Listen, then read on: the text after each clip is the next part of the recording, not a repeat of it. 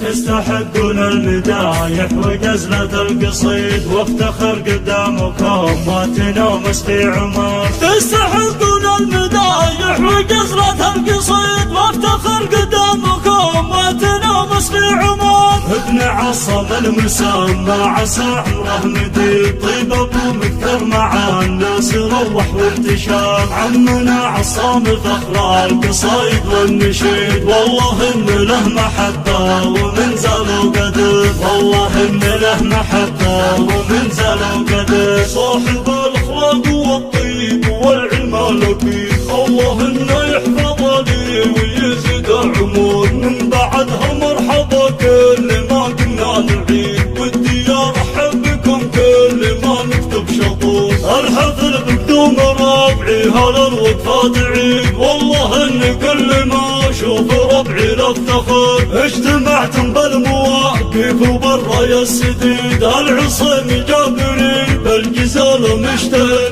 من رياجيل تنومس ونعده رصيد، وشهاد النخل في بين الجماعه كالصقر. الطريس عاد فعله ومقطع من جديد، والصقر دايم تحصل عياله بالوكر، والصقر دايم تحصل عياله بالوكر. اشهد ان الناس باخلاف الظلام يزيد، واشهد ان القرب من صاحب الوقفه فخر. ابن عمنا افتخار فيه في اليوم الشديد، للاعاد كانها السيف في وسط النحر. حي راس يعتلي بالظفر شامخ عنيد، حي راس يعتلي بالمجالس لحظات. مرحبا بضيوفنا والمدايح والقصيد، والقصيدة كلها تفتخر بك يا عمر. يا عساك تعيش يا عمر بالدنيا سعيد، يا عسى التوفيق فالك على طول العمر، يا عسى التوفيق